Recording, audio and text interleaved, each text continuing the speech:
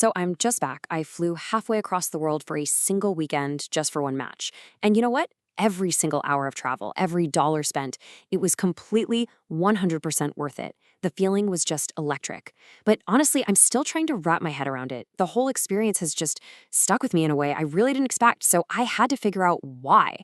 I needed to break down the psychology of how an event can feel this profound. Because that's the real question, right? It's been days and the exhaustion is just bone deep.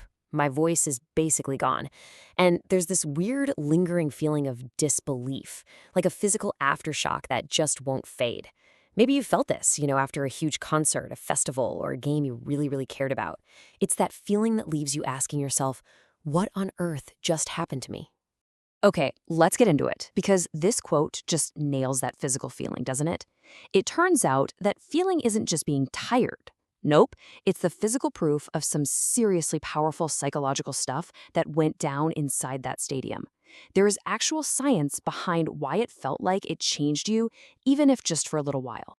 It all starts the second you get to your seat. You're just surrounded, and all of a sudden, you're not just you anymore. I could feel my own worries, my own little sense of self, just kind of dissolve into this collective hum, this rising tide of noise. And believe it or not, there's a name for this.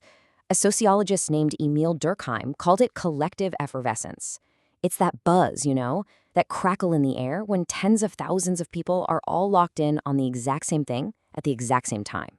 It's not just some vague feeling, it's a literal syncing up of human energy. And here's the science behind it. When we all sang together, when we all screamed our heads off, our brains were getting flooded with oxytocin, that's the bonding hormone, and a ton of endorphins. That is why you can feel this deep, almost unexplainable connection to thousands of total strangers. Your brain is literally telling you, hey, these are your people. But that connection, it wasn't just with the fans sitting next to me. It was this intense, visceral bond with the 11 players down on that field. For real, their fight felt like my fight. It was personal. And psychology has a name for this too. It's called social identity theory. Basically, we are hardwired to sort ourselves into in-groups and out-groups.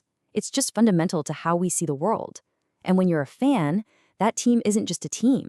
It becomes a piece of who you are. Their wins are your wins. Their struggles feel like your own. Now, this is what I find so fascinating. Think about the parallel efforts. My crazy effort just to get there, crossing oceans. And on the field, the players were leaving every single ounce of energy they had. That mutual, visible effort, it just powerfully validates your identity as a fan. It's like proof that you both care just as much. Okay, so all of this builds and builds until the moment, the goal, the sound. That 1 second where 30,000 people became one single deafening roar. And let me tell you, that feeling isn't just joy. It's a complete system overload for your brain. Majestic is the perfect word for it. It was a physical wall of sound that literally hit you in the chest. And that feeling of shock this person mentions, the one I'm still feeling, well, it comes from a direct biological response to that exact moment. What's happening is something called emotional contagion.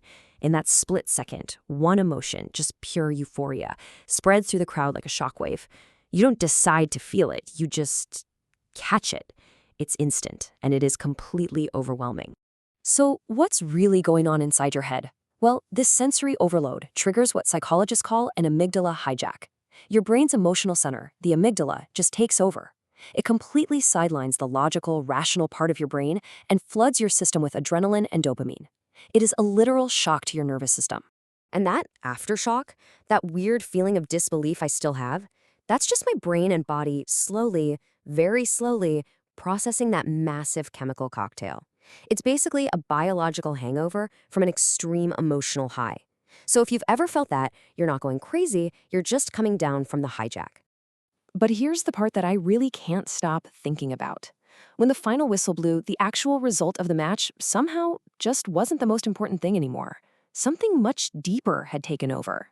This is exactly it. This is what I saw. Thousands of us just stayed. We didn't leave. We just stood there and sang long after it was all over. The result, in that moment, felt almost irrelevant. The focus completely shifted from the win to simply being there, together. Think about it.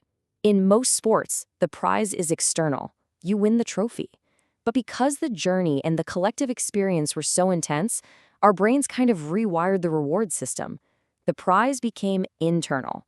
The pure, unfiltered experience of being part of that tribe, that was the real reward. And there's a perfect word for this state: communitas. It describes this intense community spirit that goes way beyond the rules or the final score.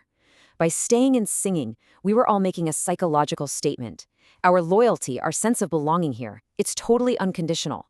So when I look back, I realize I didn't just fly to a football match. I took part in a pilgrimage, a huge shared emotional journey with thousands of other people to a place that, for 90 minutes, felt like the absolute center of the universe.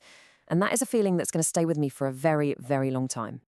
All of this really makes me wonder, it doesn't have to be a stadium, right? It could be a concert, a hiking trail with friends, a big creative project you pour your heart into.